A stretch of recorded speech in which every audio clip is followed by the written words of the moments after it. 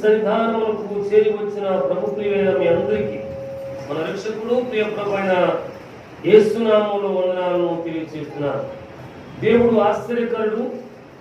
మనము మార్చి నెల 2వ ఆదివారం లేక 13వ దినం ముందు ఈ రీతిగా సమకూడడానికి దేవుడు మనకు అనుగ్రహించిన బాధ్యత పలుకునిస్తుంటారు. దేవుని యొక్క జీవ గ్రంథంలో మేము గడిచిన శుక్రవారం రాత్రి, శనివారం రాత్రి 1 కొరింథీ పత్రిక 15వ అధ్యాయాన్ని మేము ధ్యానం చేసుకున్నాం.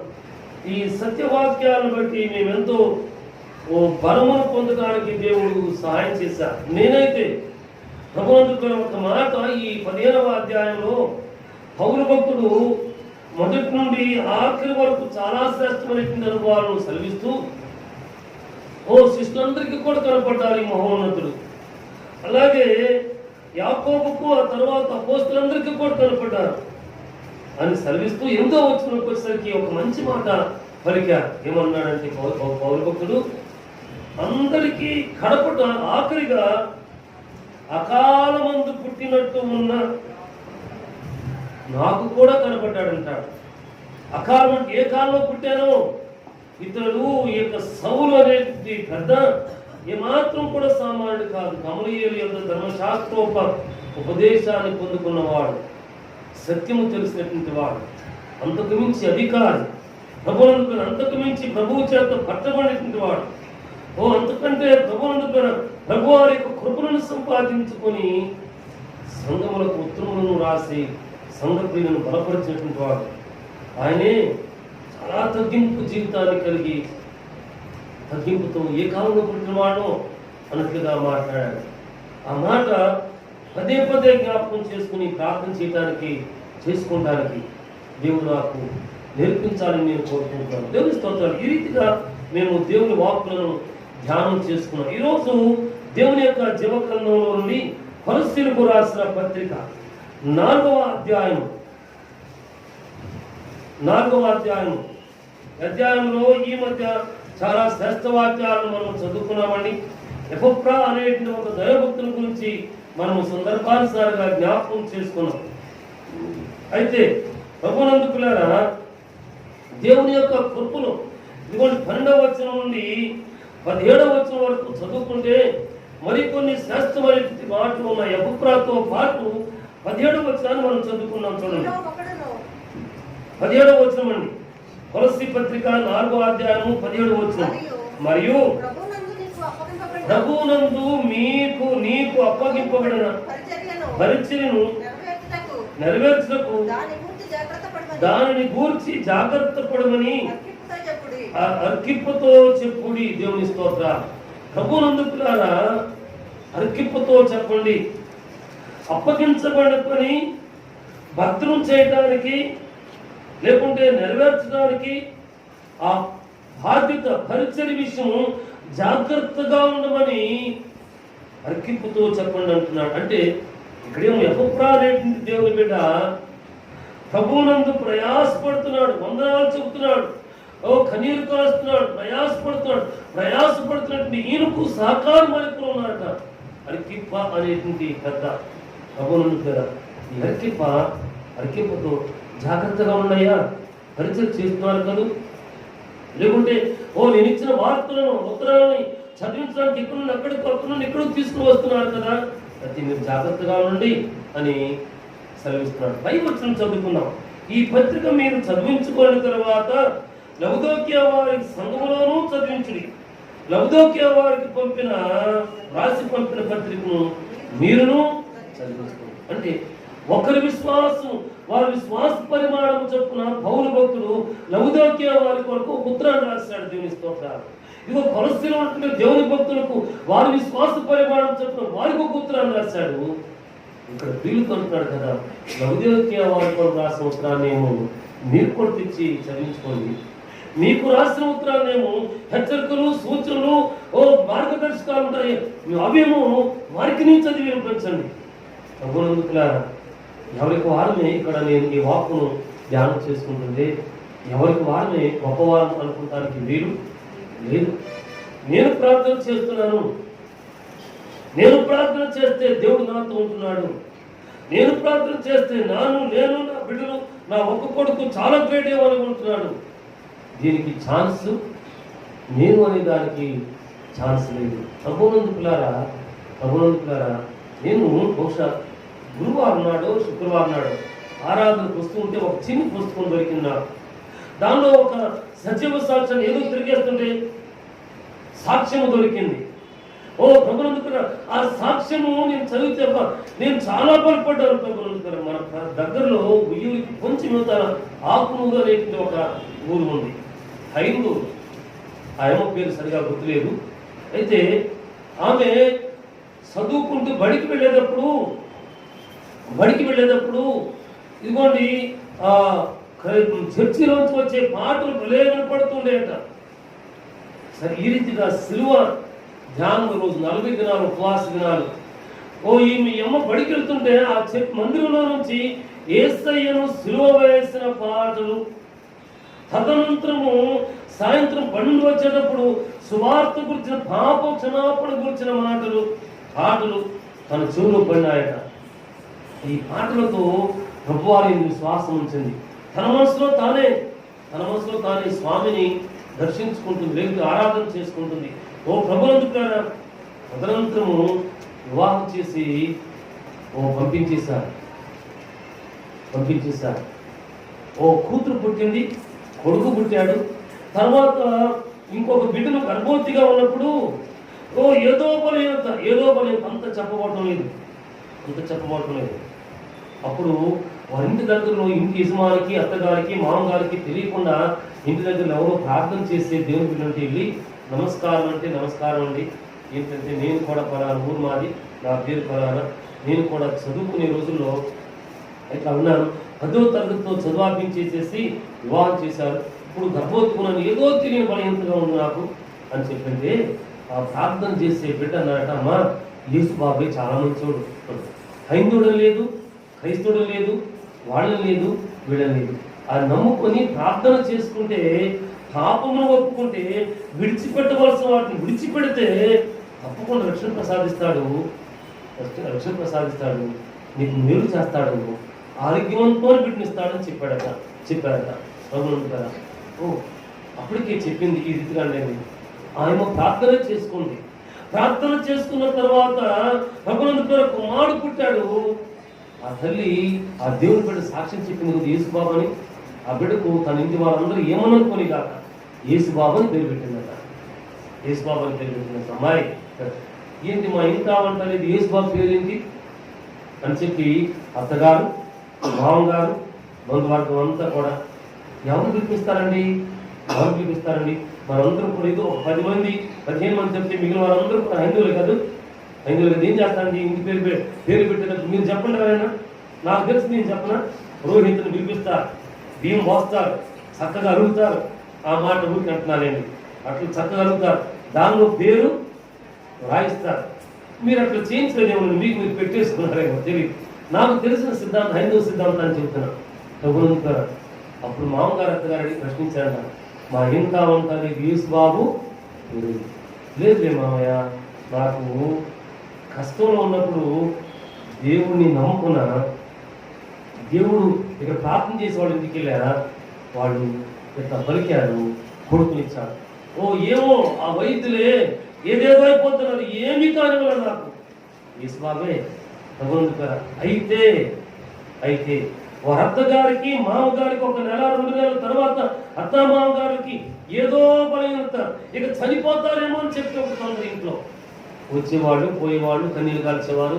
నీకెందుకమ్మా, నీ కొడుకు కోడలు బాగానే ఉన్నారులే, నీ మిగిలిన కూతురు పెళ్లి చేయపోతాం అనేవాళ్ళు కదా, ఇట్లా అనుకుంటారు కదా. అప్పగింతలు చెప్పేవాళ్ళకే నీ ప్రాణానికి నీ ప్రాణం ఉన్నా, మీరు నీ ప్రాణం పోతే మేము లేమో, మీ కూతురు మేము చేసుకోమంటారు కదండి. ఒకటిదే చేసుకోండి అంటే ఇటువంటి మాటలు ఉన్నాను కాబట్టి పలికేలేను నేను. ప్రభునందుకులారా, అప్పుడు నిదానంగా అన్ని చేసేసుకోండి. అత్తగారు, మామగారు కూడా అన్ని చేసుకున్నాడు. ఆఖరికి మామయ్య నేను ప్రార్థన చేసుకున్నా కదా, ఆ దేవుడు గొప్పవాడు కాదు. అవును అమ్మాయి, నిజమే. అప్పుడు ఇద్దరు కలిసి ప్రార్థన చేసే దేవుని బిడ్డలు వారు ప్రార్థన చేశారు. ప్రభునందుకు స్వస్థత దొరికింది. అప్పుడు ఏమొచ్చుంటుంది ఇంట్లోకి? ఏమొచ్చుంటుంది? బైబిల్. రక్షణ కాదు, బైబిల్ వచ్చింది. హల్లెలూయా.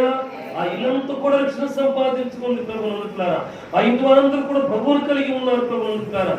తాను నిదానముగా ఒక సంఘానికి నడిపించబడిందట.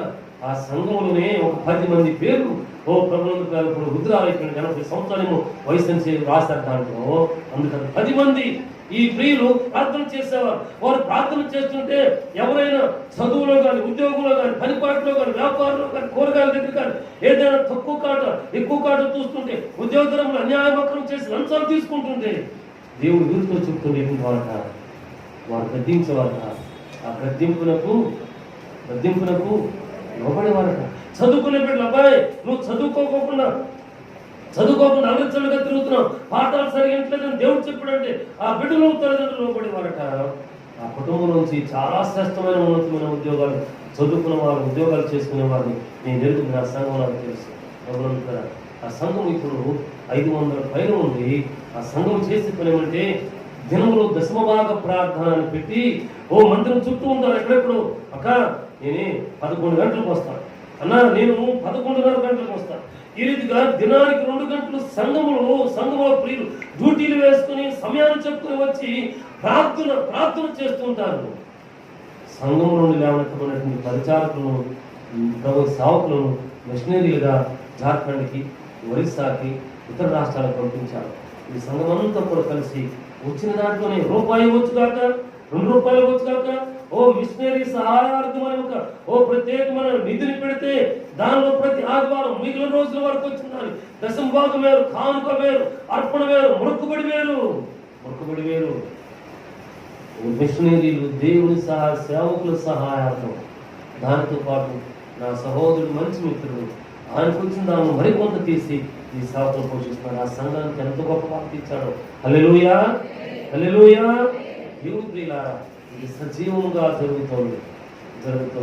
ఇక్కడ నేను చదువుకున్న వాక్యాలు గడిచిన దినాలు మీలో ఒకడును క్రీస్తు యేసు దాసుడైన ఎపఫ్రా మీకు వందనములు చెప్పుచున్నాడు అని సెలవిచ్చి, మీరు సంపూర్ణులను ప్రతి విషయంలో దేవుని చిత్తమును కూర్చిన సంపూర్ణాత్మని స్థితి గల వారే నిలకడగా ఉండాలి అని ఇక్కడ ఎల్లప్పుడూ మీ కొరకు ప్రార్థనలో పోరాడుతున్నాడు. ఈ మాట ప్రార్థనలో దేవుని పరిచారకుడు పోరాడుతున్నాడట.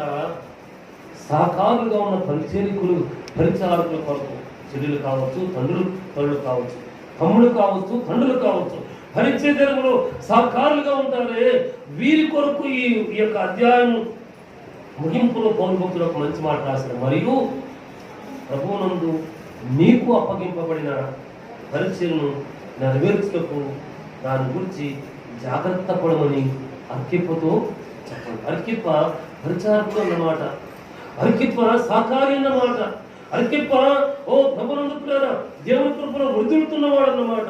ఇదిగో ఎపఫ్రా అనేటువంటి భక్తుడు అందరూ కూడా ఆత్మలో వృద్ధులాలి. ఆత్మముడి ఆత్మ, కుటుంబముడి కుటుంబము, గృహపెద్ద వెనకాల గృహపెద్ద, కుమారుడు వెనకాల కుమారుడు, అల్లుడు వెనకాల అల్లుడు రావాలి అని ఎపఫ్రా అనేటువంటి దేవుని పరిచారకుడు, దేవుని దాసుని ప్రార్థన చేసి పోరాడుతుంటే ఆయనకు సహకారం ఉంటుంది. అర్కిప్ప జాగ్రత్తగా ఉన్నాయా అని చెప్పి ప్రభునందుకారా సెలవిస్తున్నాడు అనమాట. ప్రభునందుకారా దేవుని సంగమా, మన జీవనయాత్ర మనం కూడా మన చేతనైన పరిచయం చేస్తూ ఉంటాం కదా, మన చేతనైనటువంటి దేవుని సేవలు చేస్తూ ఉంటాం కదా. వెళ్ళిన చోట్లను కూడా మా కుటుంబానికి రండి, మీరు ఇంటి వెళ్తాం లేదా, రండి మా కుటుంబానికి, మేము ప్రార్థన చేస్తాం అని చెప్పి సాక్ష్యం చెబుతుంటాం కదా. అయితే సాక్ష్యం చెప్పి మనమే మన జీవన యాత్రలోనట జాగ్రత్తగా ఉండాలట, శ్రద్ధగా ఉండాలట. విశ్వాసమా, ప్రార్థన, వాక్యజ్ఞానమా, నిరీక్షణ, దేవుని కొరకు జీవించడంలోన జాగ్రత్తగా ఉండాలి అట. ఉంటే మన ద్వారా ఈ ఫలములు ఎక్కువవుతూ ఉంటాయి. ఏ ఫలాలు? ఆత్మ సంబంధమైన ఫలము. ప్రభునందుకులారా, దేవుని కృపలో వర్ధిల్లేటువంటి వారుగా ఉండేటప్పుడు ఎంత జాగ్రత్తగా, ప్రతి విషయంలో మితముగా, ప్రతి విషయంలో తక్కువగా, ప్రతి విషయంలో ప్రభునందుకులారా తండ్రి జాగ్రత్త దేవుని వైపు చూస్తూనే దేవుని సందులో వర్ధిల్లు వారుగా ఉన్నారు. ఆ రీతిగా ఉండినప్పుడు మన దేవుడు మనల్ని గుర్తించువాడుగా ఉంటాడు. పరమ తండ్రి ఒక మంచి మాట అన్నాడు కదా, మోషే ఇశ్రాయేలీయుల నాయకుడు, ఈ ప్రియులను నడిపిస్తున్నటువంటి ఆయన గురించి మన అన్న అక్క ఇదిగో మాట్లాడుతున్నారండి. మోషేకు తెలియదు, అంతకుమించి వీరి వెనుకొండి కాలుబలము, రక్షణ కొరకు కాలుబలము తెలియదు. కానీ ఎవరికి తెలుసు? దేవుడికి తెలుసు. దేవుడు ఉన్నాడు. వారితో మర్యాదగా, చాలా మర్యాదగా ప్రత్యక్షపు గుడారానికి పిలిపించి నా సావుకుడైన ఈ మోషే గురించి సనుక్కుంటానికి, మునుక్కుంటానికి మీరు ఎందుకు భయపడలేదు? అందరితో మాట్లాడినట్టు కాదు, నా ఇలంతటిలో కూడా నమ్మకస్తులు, నా మిత్రుడు ఆయన అని గద్దించాడు. ప్రభువుగా ఈ దినములు ఆర్థిగా గద్దించి వెనువెంటనే తీర్పు తీర్చే దినాలు కాదు, కృపాకాలంలో ఉన్నాం కాబట్టి అయ్యా ఆరాధన అయిపోయిన తర్వాత ఇంటి వారు అందరూ కూడా కలిసి ఆ ప్రసంగం ఎట్లా చేశారు, ఈ ప్రసంగం ఎట్లా చేశారు, వాళ్ళు ఎట్లా వీళ్ళు ఎట్లా, ఇవి మాట్లాడుకోమని కాదు. కృపాకాలంలో మనం ఏం చేసినా, ఏం మాట్లాడుకున్నా, ఏం తలంచినా, మన జీవితం ఎట్లా ఉన్నా, మన బ్రతికి ఎట్లా ఉన్నా క్షమించేవాడు కాబట్టి, క్షమాపణ జరుగుతుంది కాబట్టి ఏమైనా మాట్లాడుకోమని కాదు. దేవుని బిడ్డ, సంఘం ఉంటుంది. దేవుని బిడ్డ, నువ్వు పరిచారకులుగా ఉన్నావా, పరిచారకురాలుగా ఉన్నావా, ప్రార్థించి పెట్టుకున్నావా? ఇదిగో దినకృత గ్రంథం అనబడి ఈ జీవ గ్రంథాన్ని మోసుకుని వస్తున్నావా? అయితే పౌలు భక్తుడు మనసు సంఘం అంటాడు, అక్కిపుతో ఆ పరిచయ విషయంలో, సంఘం విషయంలో జాగ్రత్తగా ఉండమని. మనం జాగ్రత్తగా ఉండమా? కుటుంబం చాలా ఉంది మన కుటుంబం, భక్తులు చాలా ఉంది మన కుటుంబంలో, వాగ్దానాలు చాలా ఉన్నాయి మన కుటుంబంలో. గడిచిన వారంలో ఈ వాక్కులు ధ్యానం చేసుకుంటుంటే నాకు పరమరక్షకుడు చూపించిన దైవ దర్శనాలు, వాగ్దానాలు చాలా చాలా జ్ఞాపకం వచ్చాయి. నాయన అవును కదా, ఇట్లా చూపించాలి, అవి నెరవేరలేదు కదా. ఇది నా ప్రార్థన కాదు, ముగ్గురుగా ఉన్నటువంటి మేము మన ప్రార్థన మా పాపం కదా అని నేను ఒప్పుకున్నాను. మరి నేను అయ్యా నా ద్వారా నేను జాగ్రత్తగా ఉండలేకపోతున్నాను, నేను యథార్థంగా ఉండలేకపోతున్నానేమో, లేకపోతే యథార్థంగా ఉంటున్నానని చెప్పి నా హృదయాంతరంగంలో అతిశయిస్తున్నానేమో అని దేవుని దగ్గర అప్పగించుకున్నామా? స్వనీతి చేత వారికంటే నేను చాలా బాగున్నానని చెప్పి అనుకుంటున్నానేమో, దేవునికి అప్పగించుకున్నామా? దేవుని ఆలయానికి సాగి వెళుతున్నాం. లోకాస్వార్తలోకి వచ్చినప్పుడు ఇరువురు ప్రియులను మనం చూస్తాం. ఒక ఆయన దేవుని ఆలయంలో వెళ్ళిపోయాడు. నాయన నేనే చాలా మిక్కిలి పరిశుద్ధుడయ్యా, దశమాపిస్తున్నా, ఉపవాసాలు ఉంటున్నా, ప్రార్థన చేస్తున్నా, నీ సంధికి వస్తున్నా, ఇదిగో నా వెనక సుంకర్ అనేవాడుకున్నాడే, వాడి వలే నేను లేనందుకు నీకు స్తోత్రాలు. అంటే ఆ సుంకరి ఒకవేళ ఇరుగత్తి ఏదైనా మాట్లాడితేనో, లేకపోతే నాయనా కన్నించుని కేకలేస్తేనో అని చెప్పనేవాడేమో కదా. పరిశీలి తనను తానుగా నీతిమంతునిగా అగుపరుచుకొని కోరినటువంటి వాడు, కానీ నీతిమంతునిగా అగుపరుచుకోరినటువంటి ఈ పరిసయ్యుడు నీతిమంతుడిగా తిరిగి వెళ్ళలేదు. దీనిలారా జాగ్రత్తగా ఉండమని సెలవిచ్చినటువంటి ఈ దేవుని వాక్యాలకు అనుగుణముగా మనల్ని మనం దూషించుకోవద్దు, మారు మాట్లాడకూడదు. శ్రమల దినాలను చాలా మంది ఈ 40 దినాలు ఉపవాసాలు ఉంటారు, మంచిది. మామగారు ఆ రీతిగా ఉండేటువంటి నేను కూడా ఒకప్పుడు ఉన్నాను. 40 దినాలు ఉపవాసం పెట్టుకోవాలి. దేవునికి తీలారా పరిస్థితి అట్లానే ఉన్నాడు. శంకరి వెనకాల నిలబడి తనను తాను తగ్గించుకొని దేవుని కొరకులో ప్రార్థించుకున్నాడు, పశ్చాత్తాపడ్డాడు, నీతిమంతుడిగా అర్పించబడ్డాడు. వాడకంటే నేను ఇది చేస్తున్నా, వీరికంటే అది నేను చేస్తున్నా, ప్రార్థన చేస్తున్నా, వీటన్నిటిని కూడా విడిచిపెడదామండి. ఇక్కడ వలసి సంఘ పిల్లతో అంటున్నాడు పౌరులతో, నువ్వు లవదోకి వారి కొరకు ఒక పుత్రాన్ని పంపించాను, ఆ పుత్రం తెప్పించుకుని మీరు చదువుకోండి. నువ్వు మీకు రాసిన పుత్రాన్ని ఆ పిల్లలు కూడా చెప్పండి, వారు కూడా చదివించుకుంటూ మంచిది.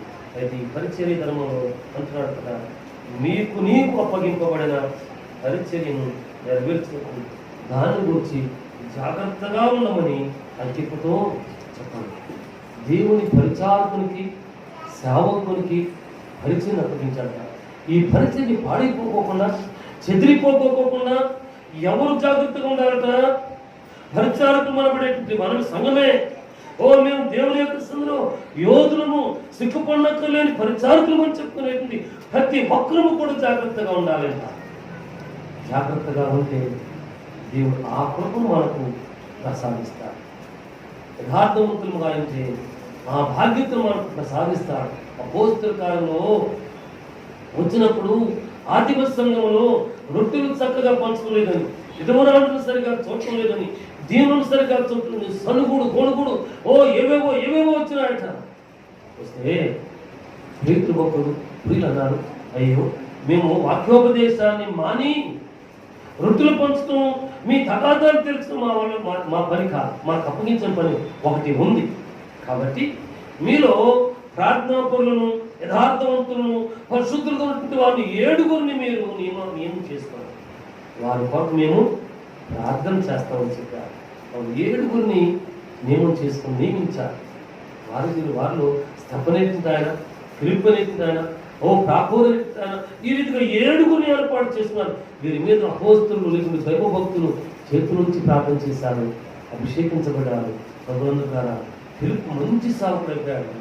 స్తపను దూషణను వ్యతిరేకతను ఎదిరించి హతసాక్షి అయిపోయాడు. అనేకులు హతసాక్షులు అయిపోయాడు. అబ్బా ఎంత నమ్మకస్తులు కదా!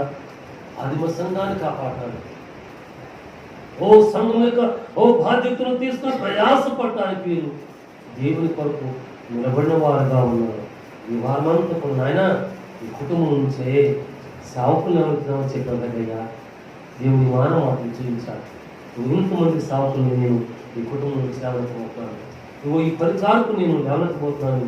ఈ పరిచారకులతో దేవుని సల్లించాలి. ఈ వారంలో 2వ వారం నువ్వు రాలేకపోయావు. ఏకొచ్చినానికి ఉపయోగించడానికి అభ్యంతరపడబోతుంది. నీవు నిజముగా రాలేకపోయావు. బుధవారం, గురువారం, శుక్రవారం, శనివారం నీవు రాలేకపోయావు. నేను ఇక్కడ చేరినప్పుడు మేము ప్రార్థన చేశాం. ఆయన సావుకులు ఎవరొద్దు, పరిచారకులు ఎవరొద్దు, యథార్థం ఉండేవారు ఎవరొద్దు, నీ సులువును ఎత్తుకునేవారు ఎవరొద్దు. నేను ప్రార్థన చేశాం. ఈ రీతిగా ప్రార్థన చేస్తుండగానే నాకు సజీవ సాక్ష్యం దొరికింది. ఆ సజీవ సాక్ష్యాన్ని చదువుకున్నప్పుడు ఇంకా బలపడ్డాను. నేను ప్రార్థన చేస్తున్నానా, నేను నా ఇంట్లో నమ్మకం ఉంటున్నానా? ఏ ఇల్లుది? నా ఇల్లు నాటది, నాది కాదు, దేవుడిదే. దేవుడిచ్చినది. ఈ దేవుడిచ్చిన ఇంట్లో నేను నమ్మకంగా ఉంటున్నానా? పారిపోయేవాడు ఉంటున్నానా? దేవుడి ప్రార్థన చేసుకో, పరిశీలన చేసుకో. దేవుని చేత ఏర్పరచబడిన ప్రియుడిగా ఉంది. సమయైన, వేదనైన, శోధనైన, అవమానమైన, ఎగతాళి అయినా, వెలివేతైనా సరే దేవునితో ఉంటే దేవుడు నేను భద్రపరిచేవా. తల్లి కావచ్చు, తండ్రి కావచ్చు, చెల్లెము కావచ్చు, తమ్ముడు కావచ్చు, లేడు కుమారుడు కావచ్చు, దేవుడు నీకు తోడుగా ఉంటాడు. అందుకు మనం మితముగా జాగ్రత్తగా మనం ఉంటాం.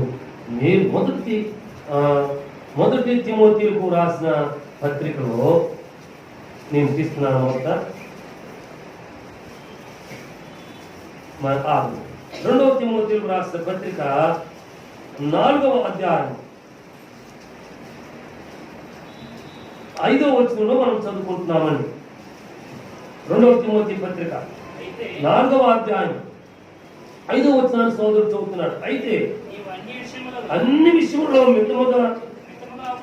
మితముగా ఉండుము, శ్రమపడు, సువార్తకుని పనిచేయి, నీ పరిచర్యను సంపూర్ణముగా జరిగించు.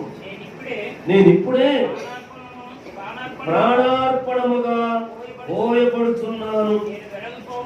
నేను వెడలిపోవు కాలము సమీపమై ఉన్నది. దేవుని స్తోత్ర. ప్రభువుగా మా మాట మితముగా ఉండమని, ఇక్కడేమో జాగ్రత్త పడమని దేవుడు సెలవిచ్చాడు. జాగ్రత్త పడితే మేము చాలా జాగ్రత్తగా ఉంటామండి. ఒకరితో మాట్లాడమండి, ఒకరికి అనవసరంగా పలకరించమండి, వందనాలు చెప్పమండి, ఒకరు వందనాలు చెబితే మేము చెబుతామండి, ఒకరు ఎదురు పడితే నవ్వుతామండి. అంతకు మించి మేము ఏమి చాలా మితముగా ఉంటామండి.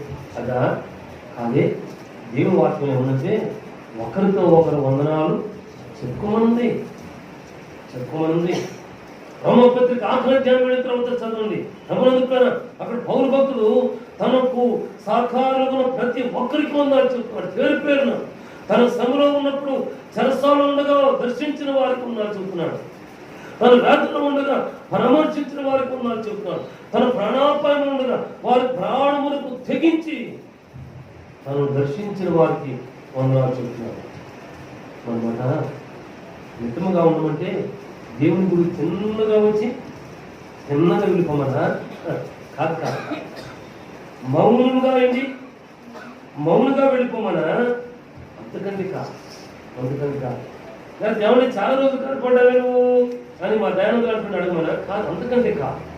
మితముగా ఉండమంటే ప్రేమంగా ఉండమని, జాగ్రత్తగా ఉండమని, ప్రభు కృపను వదిలమని, ఆశీర్వాదం ఉంచమని, ప్రభు ప్రియులను ప్రేమించాలి అని, ప్రార్థించాలి అని, దేవుని సన్నిధిలో వదిలాలి అని, వదిలాలి. అప్పుడు దేవునికి ఆశీర్వాదం ఉంటుంది. మితముగా అయింది దేవుని పనిని నమ్మకముగా మనం చేయవలసిన అవసరం. పౌరులు అంటున్నాడు కదా, ప్రభునందులారా శ్రమపడము, సువార్తికుని పరిచయము, నీ పరిచర్యను సంపూర్ణంగా నువ్వు చేస్తున్న పరిచర్య ఏదైనా కావచ్చు దాన్ని పరిపూర్ణంగా చేయవచ్చు. దేవుని కొరకు ఇది కనుక్కున్నావు కదా, దాన్ని చేసేసాడు. ఓ మిగుల్చుకోబాకు. మా చిన్నప్పుడు సండే స్కూల్ కథ చెప్పేవారు మా టీచర్ గారు, విన్నాను. ఆ కథను నేను కూడా చెప్పానండి. ఓ సండే స్కూల్ పెట్టుకట 2 పావులాలు ఇచ్చిందంట వాళ్ళ అమ్మగారు. నాన్న జేబులో వేసుకో, 1 పావులనేమో చాక్లెట్ కొనుక్కో, లేకుంటే ఇంకో పావులనేమో దేవుడికి అంటే వీడు ఆడుకుంటూ సండే స్కూల్కి వెళ్ళాడు. వెళ్ళి సండే స్కూల్ తర్వాత కాన్పులు పడుతుంటే జేబులో చేయబెడితే 1 పావులనే ఉందట, లేక 1 పైసలు ఉంది. గట్టిగా కళ్ళు మూసుకుని, బాబా నీ పావులు ఎట్టకు దారిలో జారిపోయిందయ్యా, ఈ ఉండాలి నాది, దీంతో నేను కొనుక్కోవాలంట, చాక్లెట్ కొనుక్కోవాలంట. ఉండాలి ఉన్నది కాదు, ఉన్నదే దేవుడిదేమో, ఉన్న జీవం దేవునిది, ఉన్న ప్రాణం దేవునిది, ఉన్న ఆశీర్వాదం దేవునిది. దేవుడు కాపాడకపోతే ఉండేవారం నాకు తెలిసి అనేక పర్యాలు. ఇక్కడ నుండి చిరకలూరుపేట 110 కిలోమీటర్ల దూరం ఓ కుమారి గారు అక్కడ నుండి అక్కడికి వెళ్ళొచ్చాను. భార్య భర్తలు 2 టన్నులు మే నెలలో వెళ్ళామండి. ఇక్కడ నుండి తాడేపల్లిగూడెం తేలికో 120 కిలోమీటర్లు ఇద్దరు 120 తాడేపల్లిగూడెం ఒక దేవుని పిల్లలు తెలుస్తున్నారు. అయ్యా ప్రార్థన చేయాలంటే ఇంత విశాలమైన రోడ్లు కాదండి. ఎప్పుడు చిరకలూరుపేట వెళ్ళినప్పుడు నేషనల్ హైవే వచ్చేసి ప్రశాంతంగా వెళ్ళాం. అప్పుడు చిన్న రోడ్లు 2 లేన్సే, ఎదురుగా వచ్చే బస్సు, మీదకి వచ్చే బస్సులు, లారీలు. దేవుడు మమ్మల్ని కాపాడాడు. ఒకసారి రాయవరం జాస్టా గారికి వస్తానని చెప్పాను, ఆ రోజు వస్తానయ్యా అని చెప్పాను. వరుసనే ప్రార్థనలు, పౌరికి, తనూరు, చోడవరం, వెంకటాపురం, తిరిగి మీటింగ్ అయిపోయింది. వెంకటాపురం అనుకుంటా ఆకులకోట అయిన తర్వాత బయలుదేరాము. ఎవరు భాస్కర్రావు గారు, నేను. అప్పుడు 2 లేన్స్ రోడ్డు అది, ఈ 100 రోడ్డు వెళ్ళాము. గారు వచ్చారు కదా అని చెప్పి అది మంచి భోజనం చేసి మా ఇద్దరు ముఖాలు చూస్తే బాగా కలుసుకొని శాంత గారు జాషా గారు, అయ్యా 1 అరగంట నిద్రపోండి, కనుమొనింది. ఆ తర్వాత వెళ్ళిపోయి ఏం పర్లేదు వెళ్ళిపోతాం, 100 రోడ్డే కదా నేను. కబురందుకులారా, గూడూరు దాటిన తర్వాత నిడుమోలుకు మధ్య రోడ్డు విశాలంగా ఉంటుంది, బస్సులు లారీలు తక్కువ ఉంటాయి. స్కూటర్ మీద వస్తాం. అప్పుడు స్కూటర్ నేను కాన్షియస్లోకి వచ్చేసరికి ఎక్కడున్నానో తెలుసా, ఎడమ చేతి వైపు లేను, కుడి చేతి వైపు ఉన్నా. ఓహో, అయితే భాస్కర్రావు గారు కూడా నిద్రైపోతున్నారు అనమాట, వెనకాల ఉండి అనుకున్నాను.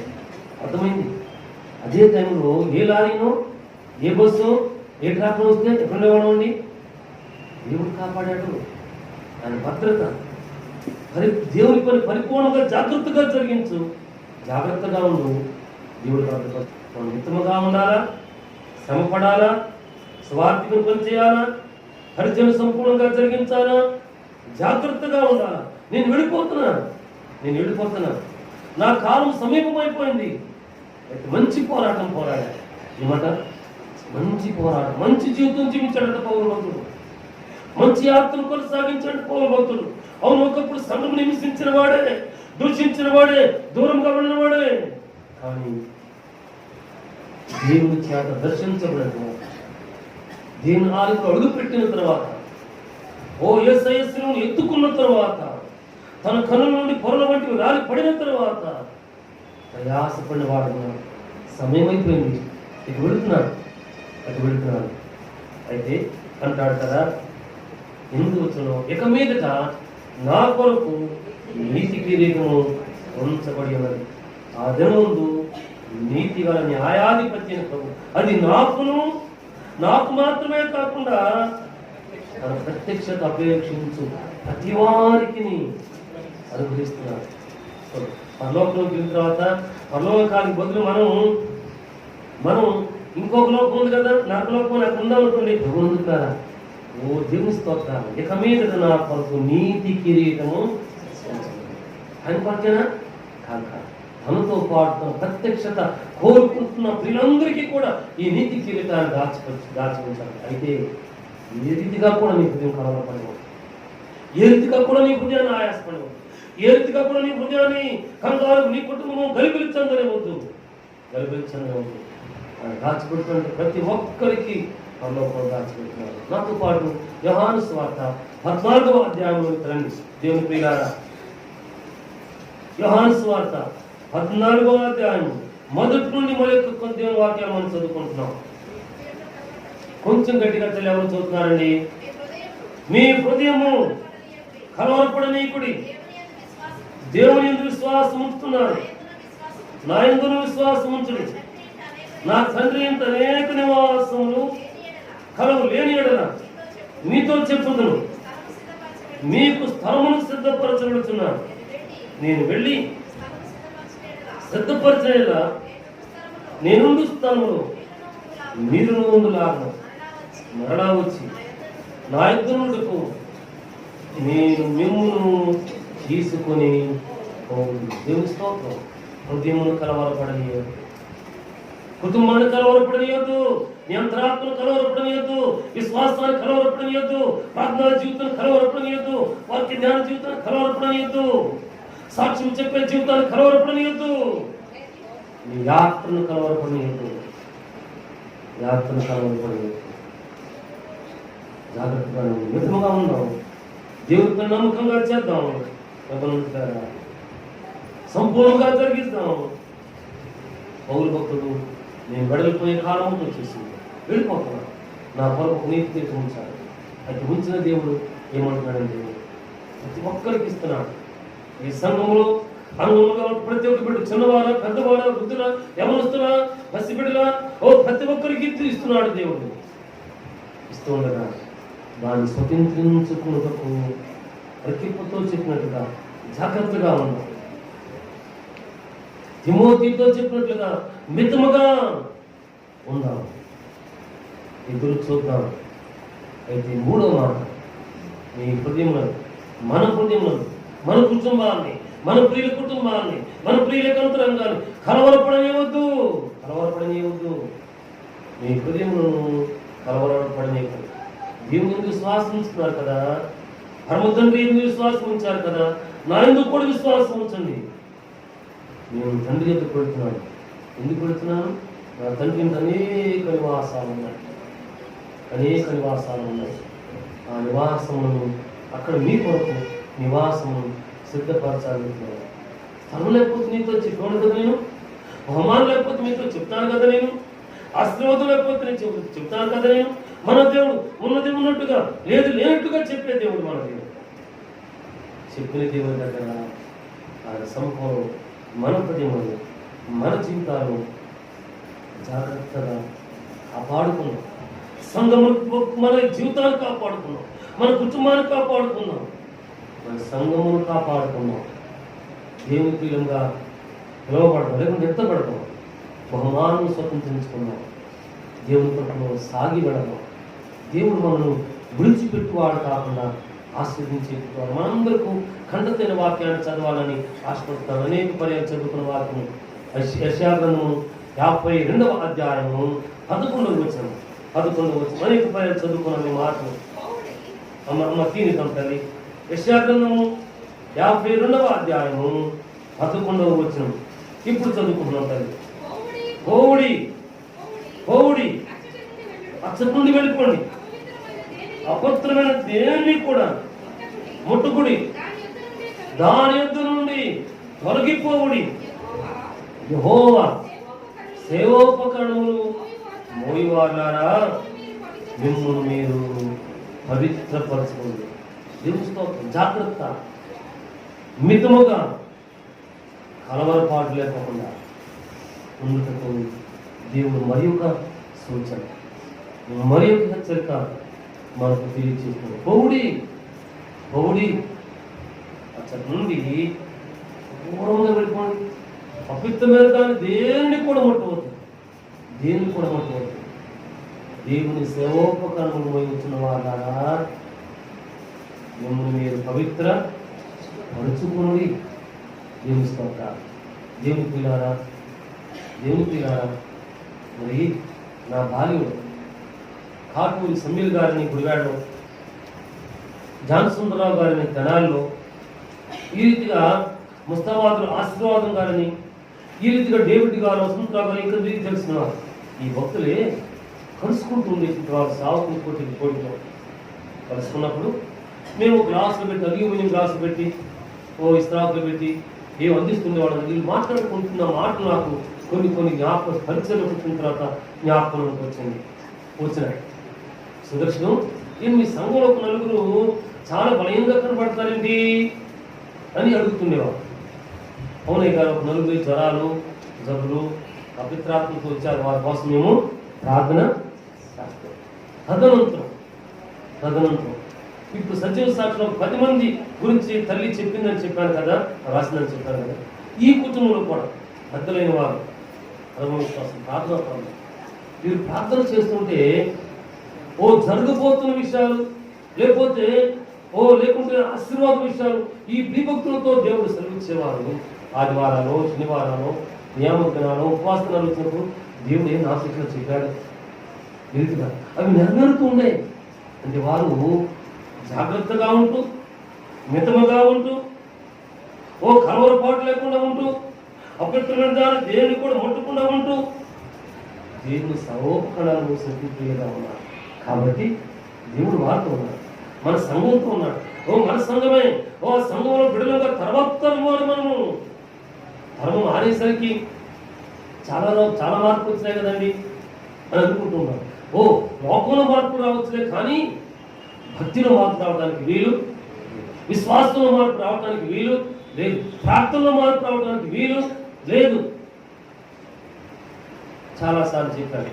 దేవుడు గారిని మాస్టర్ కూడా ఒకసారి ఇద్దరు కలిసి ఉంటే అడిగారు, అంకులు ఏది అయ్యా మా అప్పుడు నమస్కారం అంటే లేవాడు, తర్వాత వందనాలండి వచ్చిందట.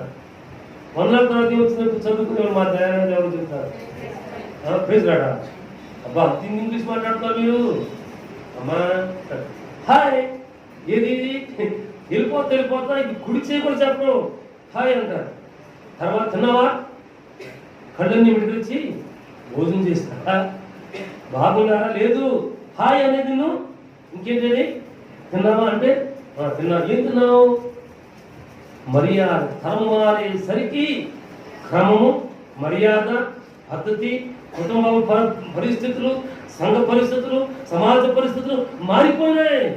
అవి మారుతాయేమో, కానీ భక్తిలో, విశ్వాసంలో, నిరీక్షణలో, దినకొత్త గ్రంథాన్ని చేతపోయిన జీవితంలో మార్పు రాకూడదు.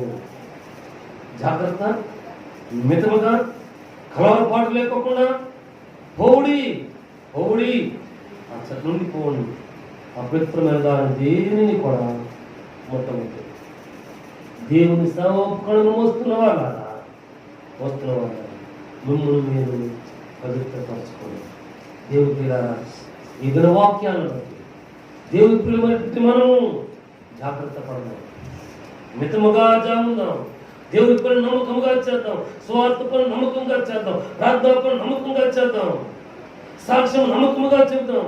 ఒక ఆత్మను సంపాదించడానికో, ఒక కుటుంబాన్ని సంపాదించడానికో దేవుని సందులో ప్రయాసపడదాం. నేను విడిపోయే కాలం ఒకటి వచ్చింది. అయితే నాకు ఒక నీతి కిరీటాన్ని ఉంచాడు దేవుడు. ఆ నీతి కిరీటం నాకు మాత్రమేనా, తన ప్రత్యక్షతను కోరుతున్న ప్రతి ఒక్కరికి దేవుడు దాచిపెడుతున్నాడు. అందుకు ప్రతిగా యేసయ్య చెప్పిన మాట మనం చదువుకోండి.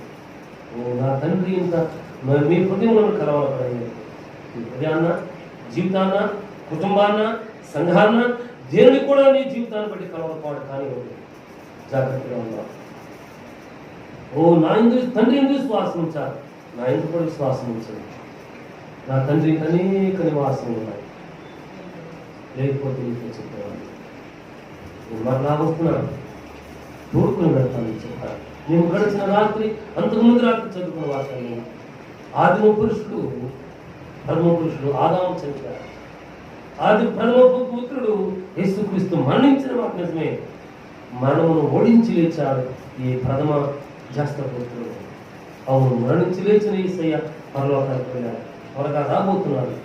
ప్రతిఫలముగా మనకు బహుమానాన్ని, నిత్య నివాసాలకు సిద్ధపరుస్తున్నటువంటి నిత్య నివాసము స్వతంత్రించుకుంటూ దేవుని పరిచర్యలో, సంఘములో జాగ్రత్తగా ఉందాం. ఆయన సెలవుని ఎత్తుకుందాం, బహుమానము సంపాదించుకుంటూ విలువగా వర్తిద్దాం. దేవుడు మనం, మన కుటుంబాలు, ఈ వాక్కులు, ఈ యూట్యూబ్ ద్వారా ప్రతి బిడ్డను దీవించి ఆస్వాదించి వర్ధంగా చేస్తాడుగా ప్రార్థన చేసుకుంటున్నాము. ప్రార్థన చేసుకున్నాం. ఒక్క నిమిషం నీ కొరకు నీవు ఇతర వాక్యాలను బట్టి ప్రార్థన చేసుకున్నాం. చూడండి, ప్రార్థన చేసుకున్నాం. మోకరించడానికి అవకాశం లేకపోతే అదే రీతిలో కూర్చుని కళ్ళు మూసుకున్నాం. తల్లు అయితే, సోదరులు అయితే మీ దగ్గర మూసుకుంటే మూసుకు కూడా వేసుకున్నాం.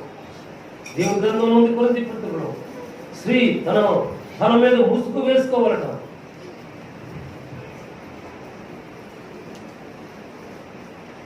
దేవుని సన్నిధిలో దేవుని వాక్యాన్ని జాగ్రత్తగా మితముగా పరిచర్య చేస్తూ దేవుని సన్నిధిలో ఉన్నారు. మన హృదయంలో మాత్రం కూడా పాడించాలని వెళ్ళండి, అచ్చటి నుండి వెళ్ళండి. అపవిత్రమైన ఏది కూడా ముట్టుకోబాకండి. దేవుని పరిచర్య చేసే సేవాపణము సేవాలారా జాగ్రత్తగా ఉండండి. అవును, దేవునికి మనం జాగ్రత్తగా ఉండాలి. మహోన్నతుడైన మా తండ్రి, పరిశుద్ధాత్మ దేవుడా, నీ పరిశుద్ధ నామం కల్పిస్తుంటా. ఈ దినమందు నీ ప్రియమైనటువంటి మేము ఒక అంకిప్ప నీ భక్తులను, ఆదిమ సంఘములు ప్రియపెట్టును జ్ఞాపకం చేసుకుని శాస్త్రవాక్యాలను చేసుకుని మాతో మాట్లాడేందుకని స్తోత్ర. నీ కృపను మమ్మల్ని బలపరిచేందుకని స్తోత్ర. మీ దీవెనాస్వాదాలు మాకు అనుగ్రహిస్తున్నందుకు స్తోత్ర. మమ్మల్ని అయ్యే జాగ్రత్త ఉండడానికి, మిత్రముగా ఉండడానికి, నీ పరిచయం నమ్మకంగా చేయడానికి, సమర్పణము సేపు మేము దేన్ని కూడా మేము అనుకోకుండా ఉండడానికి మాకు నేర్పిస్తున్నాను స్తోత్ర. మా కొరకు స్థలమును, బహుమానమును, గృహమును సిద్ధపరిచి ఉంచుతున్నాను స్తోత్ర. స్వతంత్రించుకునే వారు ఉంటారు, మాకు నేర్పించండి. ఈ పరిచయం కుటుంబం దీవించండి. యేసునామములో ప్రార్థిస్తున్నాము తండ్రి, ఆమేన్. మంచి అందరికీ వందనాలండి.